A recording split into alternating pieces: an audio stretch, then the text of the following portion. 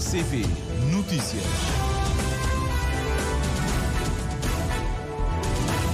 Em Cabo Verde já são 13 horas, momento para o Jornal da Tarde da RCV e abrimos com os títulos. Boa tarde. Cabo Verde vai participar na cimeira sobre a fórmula da paz proposta pela Ucrânia para a resolução do conflito com a Rússia. No dia em que a ARAP completa 16 anos, o Ministro da Justiça defende a revisão dos códigos de processo administrativo e o da contratação pública, para além da lei da adjudicação direta. A ADS investe mais de 200 mil contos na melhoria da rede de abastecimento e distribuição de água na praia. Vacina da Oxford AstraZeneca contra a Covid-19, conhecida por Vaxzevria, está a ser retirada do mercado a nível mundial depois da farmacêutica ter admitido que a mesma pode, em casos muito raros, causar trombose. A Direção-Geral da Saúde de Portugal confirmou 27 casos de sarampo, doença há muito que não se registra em Cabo Verde. O Presidente do Togo promulga a nova Constituição que altera o sistema presidencialista para a República Parlamentar e garante-lhe a permanência do poder sem limite de mandatos. Desenvolvimento destas e outras notícias para acompanhar neste jornal, a edição é de António Lima.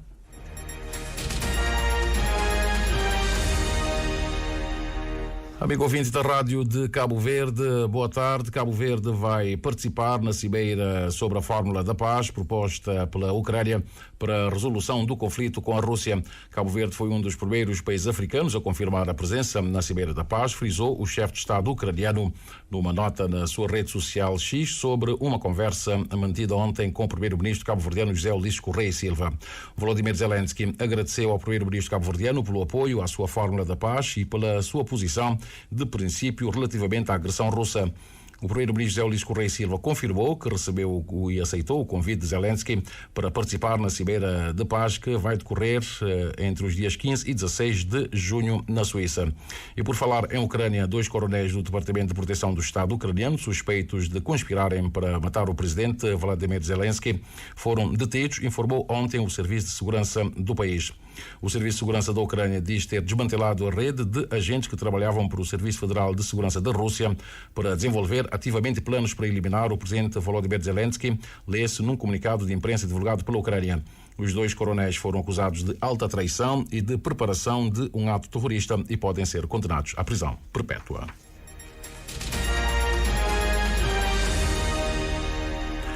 A empresa Águas de Santiago, ADS, está a investir mais de 200 mil contos na melhoria da rede de abastecimento e distribuição de água aqui na praia. Um projeto executado em parceria com o Governo para, segundo o responsável da ADS, Admilson Afosso, dar resposta aos desafios que a empresa enfrenta no dia-a-dia. Primeiramente, o desafio da nossa matéria-prima principal, que é a água, que é um recurso escasso em Cabo Verde. Na Ilha de Santiago, grande quantidade da água que consumimos provém da dessalinização, que tem um custo elevadíssimo.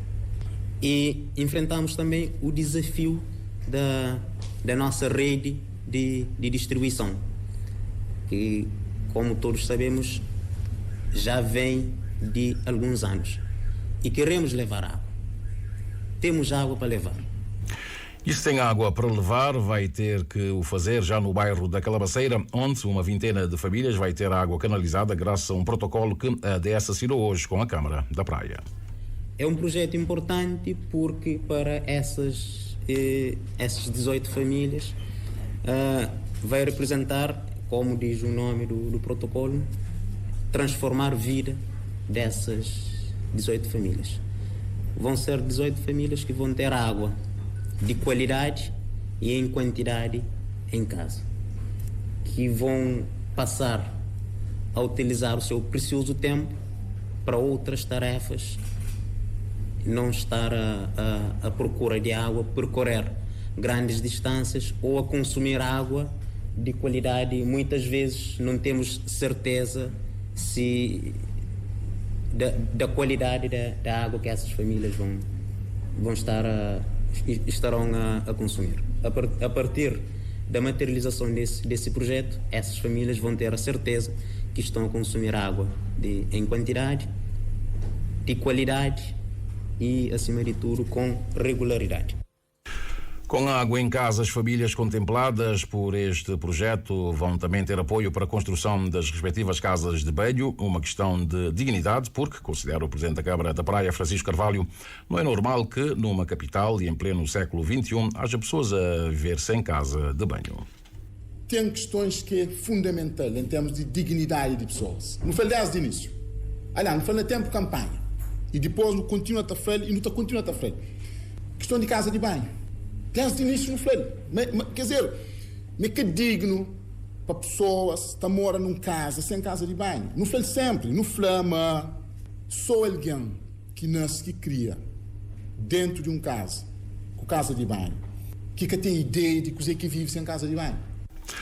Além desta parceria com a ADS para ligações de água a domicílios em Calabaceira, a Câmara tem também executado projetos similares noutros bairros da cidade, no âmbito da parceria com a União Europeia, integrado no programa Praia Mais Inclusiva.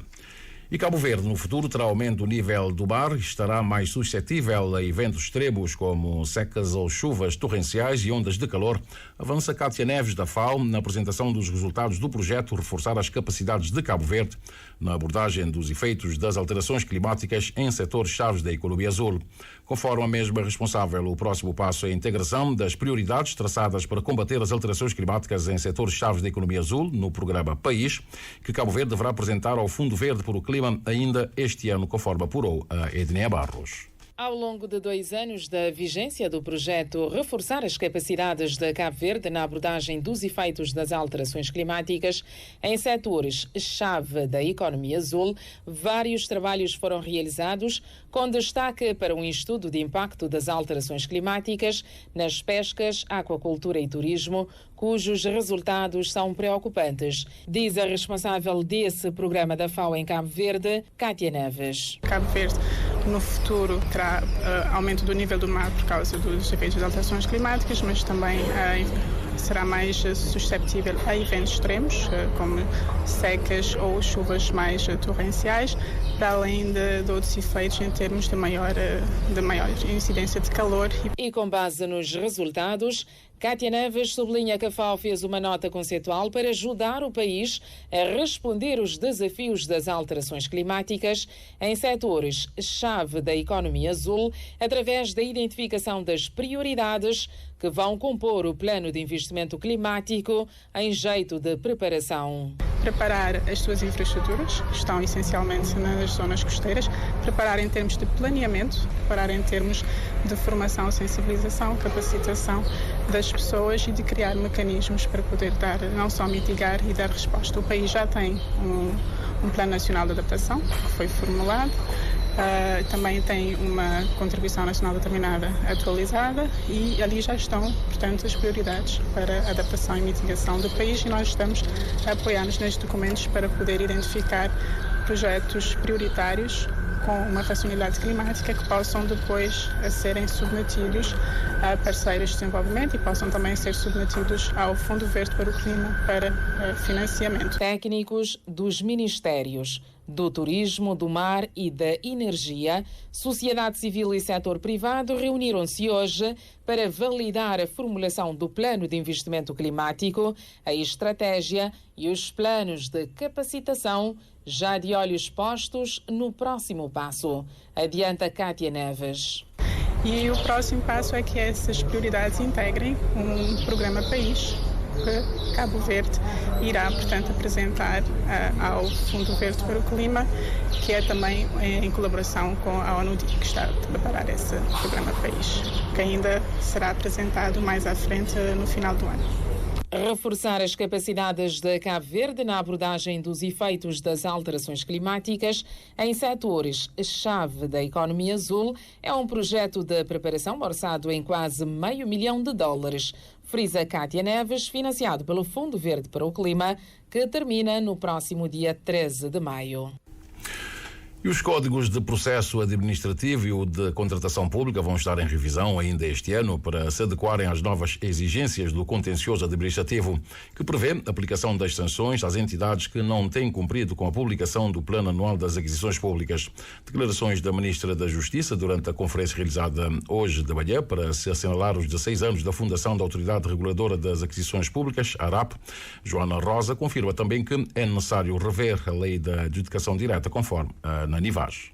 O poder sancionatório das entidades reguladoras é o tema da conferência que, segundo Samira Duarte, abre espaço para que a autoridade reguladora das aquisições públicas, no âmbito da sua atribuição de fiscalizador, tenha uma postura mais firme face aos incumprimentos. Temos estado a formar, a esclarecer, entretanto também é uma atribuição que a ARAP tem de poder sancionar e responsabilizar as entidades que não cumprem. Já temos uma lista de entidades que estiveram menos bem. Através da auditoria conseguimos recolher o nível de infração cometido, no entanto essa entidade também terá o direito do contraditório, ou seja, cada entidade terá o direito de se defender e trazer provas que se esteve na infração ou não. Só após esse processo todo é que então o processo ou será arquivado ou então será aplicado uma coima. O valor da coima, regulado no Código de Contratação Pública, varia entre 50 mil e 300 mil escudos. Diante do referido desafio,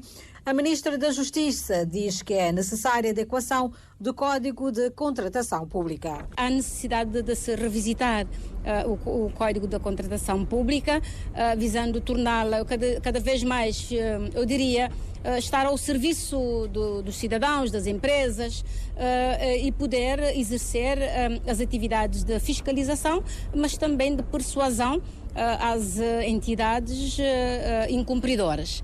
Portanto, há necessidade de fazer essa revisitação. Mas também eu fiz referência ao Código de Processo Administrativo. Há necessidade de termos os procedimentos, os processos judiciais mais ágeis, que possam responder com maior rapidez, porque quando, havendo litígio ou uma reclamação ou um recurso, neste caso, de concorrentes, há necessidade de uma decisão rápida. Questionada sobre a adjudicação direta, muito criticada pela oposição, Joana Rosa diz que a lei é antiga. O que se está a aplicar agora é o que vem de trás. A administração, claro, que poderá fazer essa contratação direta, mas a ideia é de que essa contratação direta não seja regra, mas seja exceção. Com isso, portanto, há necessidade de trabalhar isso, porque, como sabem, o Estado tem que garantir sempre a transparência, a igualdade de circunstância, portanto, do ponto de vista daquilo que são os concursos. Joana Rosa considera que o seu Ministério está a trabalhar para igualdade entre as partes, combate e, sobretudo, prevenção à corrupção. Jornal da Tarde da Rádio de Cabo Verde, 13 horas mais 13 minutos, sensivelmente. 8 instituições públicas foram premiadas esta manhã pela Autoridade Reguladora das Aquisições Públicas pelas boas práticas na contratação pública.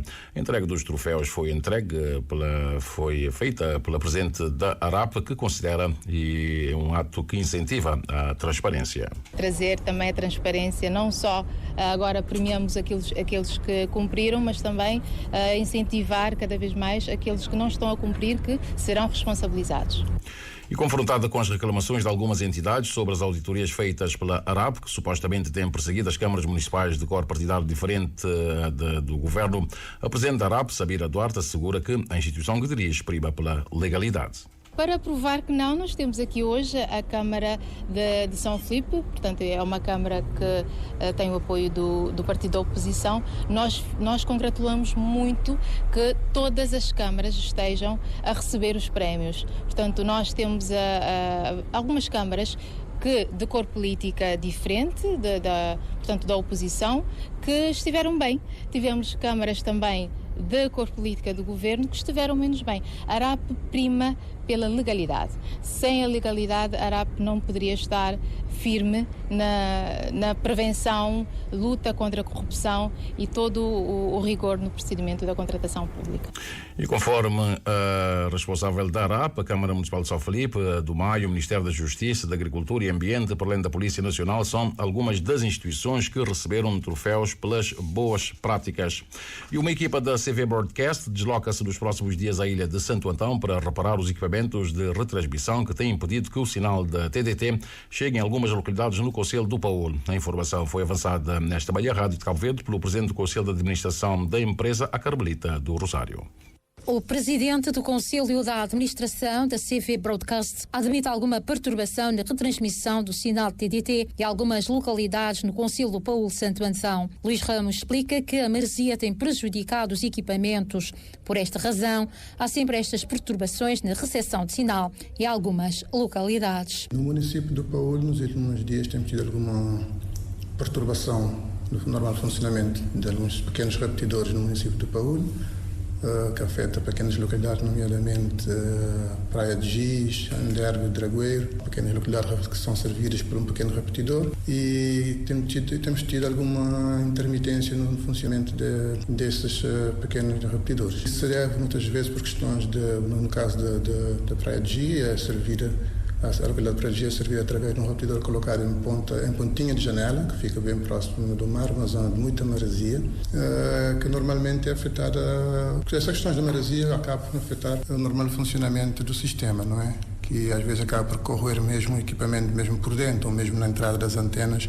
Há que fazer manutenção constante. Para solucionar o problema, a CV Broadcast vai enviar nos próximos dias uma equipa técnica para fazer a devida reparação dos equipamentos, sublinha o engenheiro Luís Ramos. Que muito em breve, mais concretamente na próxima semana, uma equipa estará em Santo Antão, no município do Paúl, para tentar normalizar a situação. Ainda para a ilha de Santo Antão, aquele responsável avança que outros investimentos estão em curso para melhorar a captação do sinal TDT em zonas consideradas de difícil acesso. Neste momento ainda temos outros investimentos em curso em Santo Antão para levar o sinal a outras localidades, como Ribeira Alta, que é uma zona bastante encravada. Estamos neste momento a ultimar a construção do centro para levar o sinal à população da Ribeira Alta, que é uma zona bastante encravada e de difícil acesso. Questionado ainda sobre uma outra perturbação no sinal de televisão em vários pontos do país, o PCA da empresa CV Broadcast deixa saber que muitas vezes tem que ver com cortes de energia que leva com que haja estas anomalias. Presidente do Conselho de Administração da CV Broadcast, em entrevista exclusiva à Rádio de Cabo Verde. E a Business Angels de Cabo Verde e a de Portugal assinaram um protocolo que visa criar oportunidades para partilha de conhecimento e de experiência no mundo empresarial. Um dos membros da Business Angels de Cabo Verde, Nelson Monteiro, afirma que o acordo pretende dinamizar e apoiar os empreendedores cabo-verdianos. Essencialmente, este acordo com a Business Angels de Lisboa visa estabelecer uma parceria, uma relação de parceria para dinamizar projetos de investimento e também, de certa forma, para apoiar os empreendedores ter acesso a fontes diferentes de investimento, nomeadamente através do Business Angels.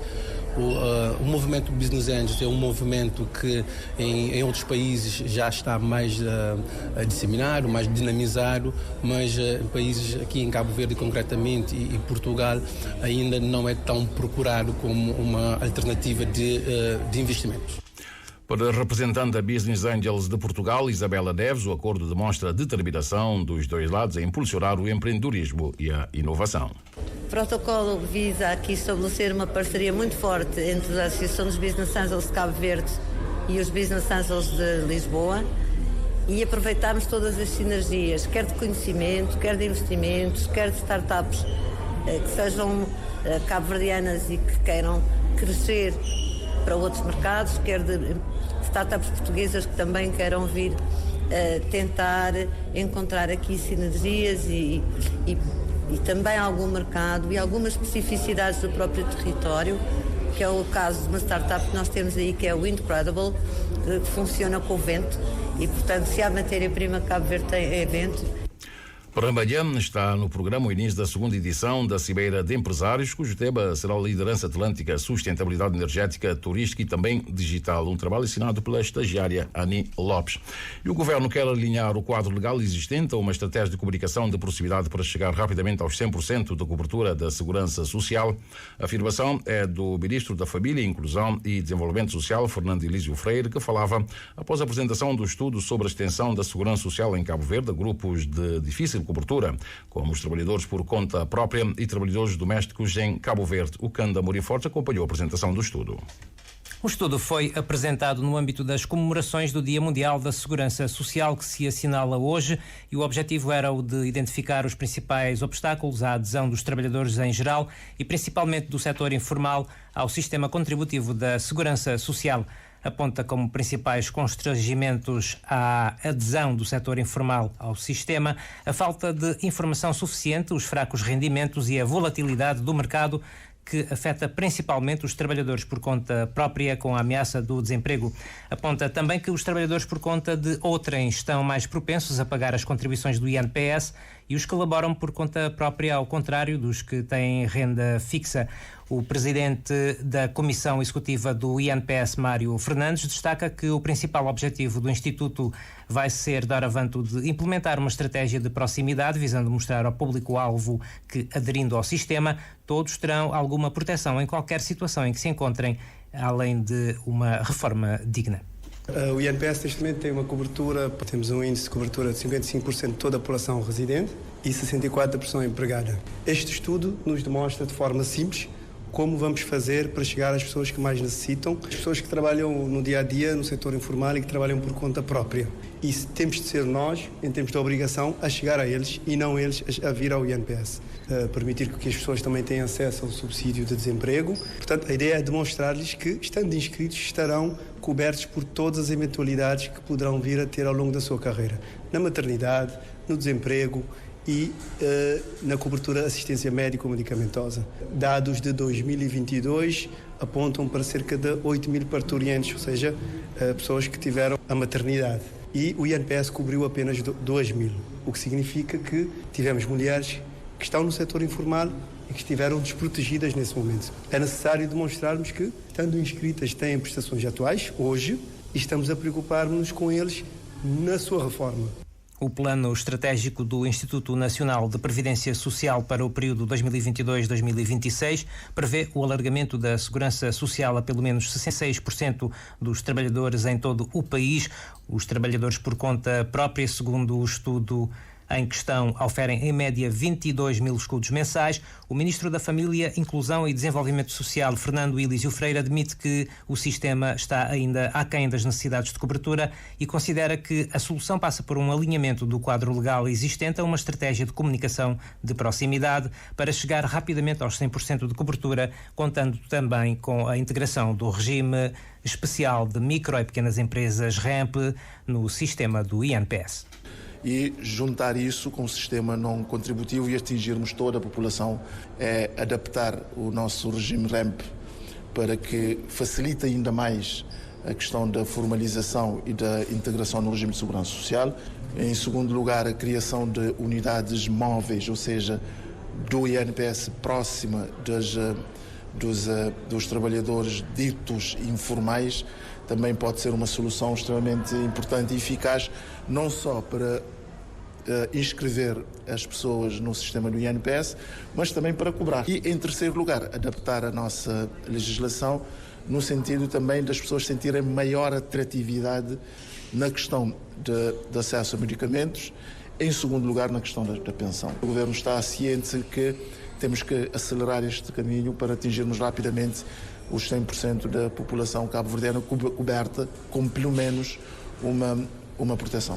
Porque temos uma boa legislação, os níveis de aderência da população-alvo não estavam a ser a desejável, portanto aqui para o Governo é termos capacidade de entendermos aquilo que é a expectativa dessa população-alvo e irmos ao encontro dessa expectativa. A comunicação pode ajudar, mas se a legislação e os instrumentos não forem os mais adequados, creio que não teremos sucesso, mesmo com uma boa comunicação, porque isso, a comunicação tem que estar alinhada também com os instrumentos e creio que este alinhamento é muito importante. De referir que dos 627 trabalhadores do setor informal inquiridos no estudo, levado a cabo pela empresa CV Análise, os que laboram por conta própria têm maior conhecimento do REMP, com 57,5%, do que os por conta de outrem, com 49,6%, sendo que dos 21% inscritos no regime especial de micro e pequenas empresas, também a maioria é de trabalhadores por conta própria, com 33,7% contra 4,4%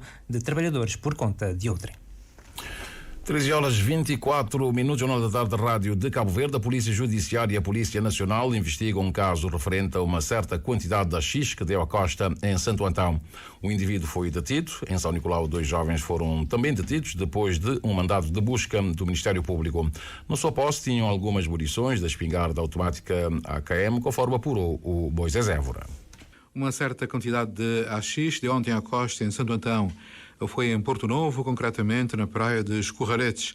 Apuramos que são 30 quilos de droga que já estão sob a responsabilidade da PJ em São Vicente. Na sequência, o indivíduo foi detido. A história ouvida pela Rádio Pública dá conta que um homem terá encontrado a droga na referida praia. Ele foi, no entanto, coagido a entregar a droga a outrem. A pessoa que tomou tal atitude de força veio a ser detida pela Polícia Nacional e vai ser presente a tribunal. Olhando para a ilha de São Nicolau, adiantamos que na cidade do Tarrafal 2 homens foram detidos fora de flagrante delito. Foi através de um mandado do Ministério Público. Buscas foram efetuadas nas residências dos 2 indivíduos e numa delas foram encontradas 6 munições de 52 milímetros da espingarda automática AKM. São 2 jovens, um tem 28 anos e outro 23. Ambos já foram presentes a tribunal e são aguardadas agora as medidas de coação.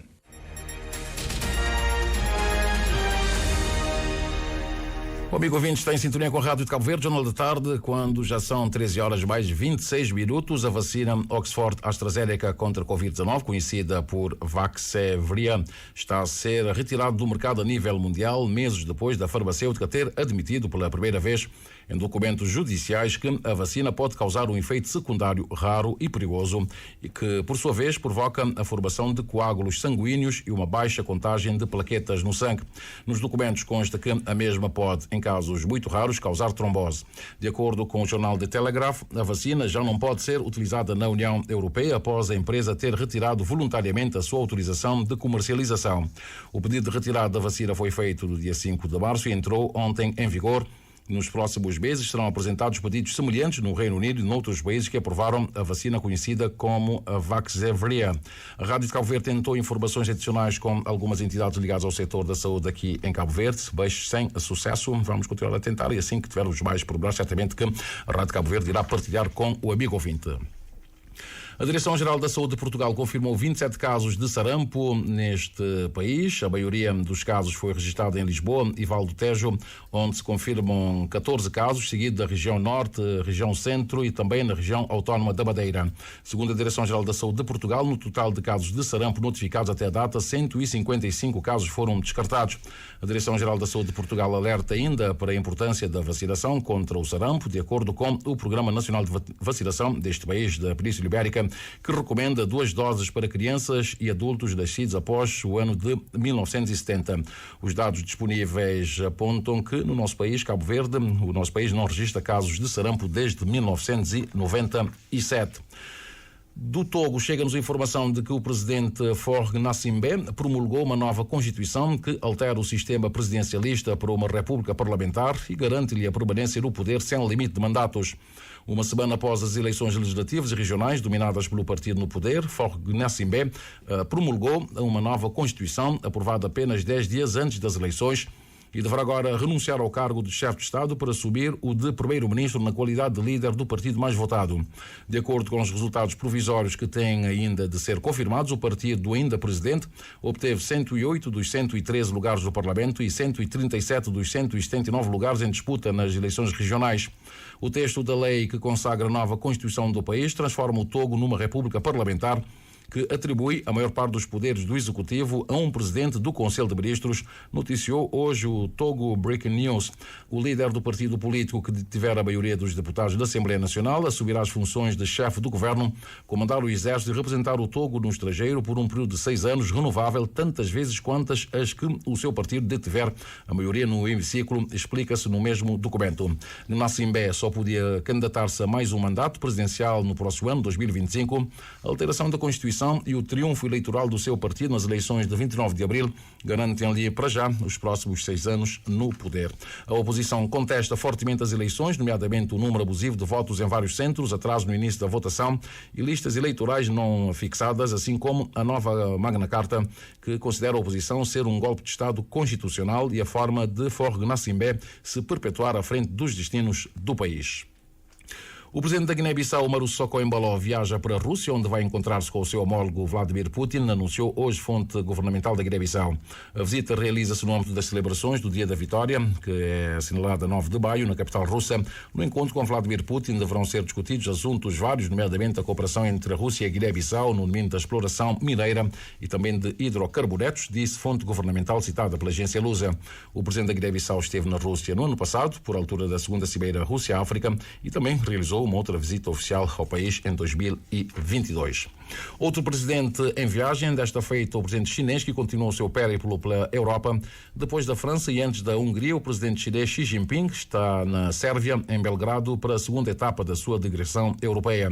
Xi Jinping foi recebido hoje pelo seu homólogo sérvio, em Belgrado, onde o presidente chinês encontrou parte do que foi buscar a Europa contra os Estados Unidos, apoio à sua política em relação a Taiwan. O presidente sérvio, que não decepcionou, Aleksandar Vučić, que é presidente da Sérvia, usou todas as palavras para dizer sim, Taiwan é a China, sublinhando que esta é a posição clara em relação à integridade territorial da China. Outra mensagem do presidente da Sérvia é dirigida à União Europeia, deixando claro que a política externa da Sérvia é independente, inclina-se para a China e para a Rússia, como bem entende os sérvios.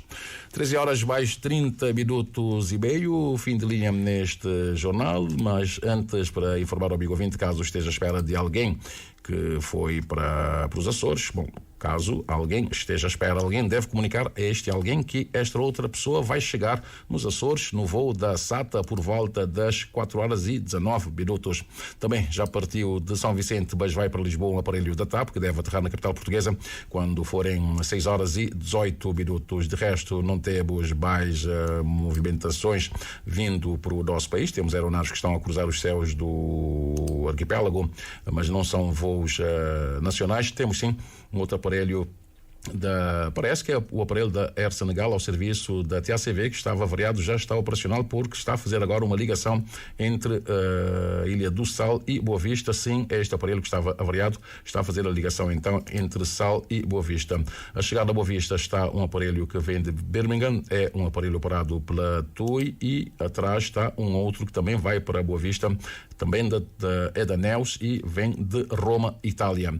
Pela via marítima temos neste momento um fraco movimento. O Dom Tuta navega no extremo ocidental de São Nicolau, vai em direção ao Porto do Mindelo, com chegada prevista no Porto Grande às 16 horas e 40 minutos. O Praia da Guarda encontra-se no Porto de Salrei, mas não temos a programação para onde é que vai o Praia da Guarda. O Crioula foi ao maio, já está de volta à sua base aqui no Porto da Praia. Por falar em Porto, falemos agora do movimento das marés, bem como o que nos dizem as tabelas solunares em relação aos melhores momentos para pesca, por além de outras informações. Por hoje, quarta-feira, 8 de maio, o sol despontou às 6 horas 7 minutos e 46 segundos e o pôr do sol será às 18 horas 53 minutos e 12 segundos.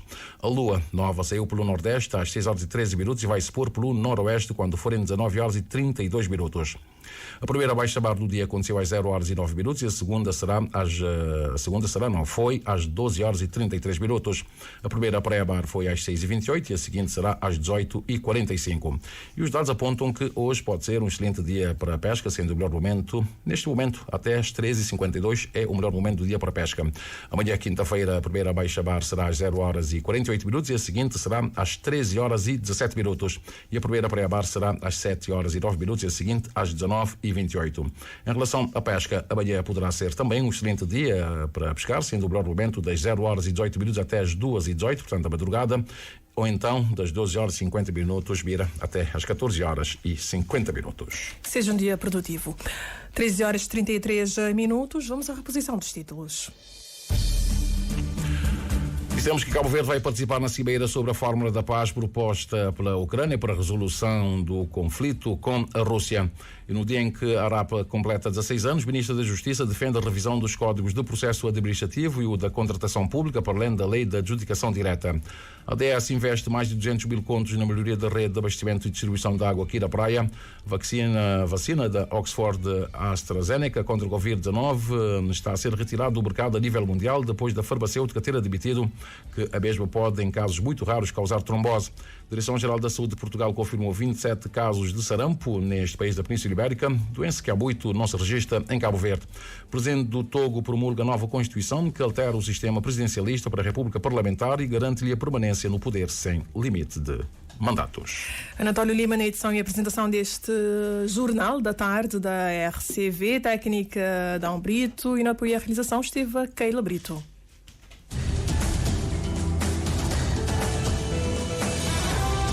Mais informações em www.rtc.cv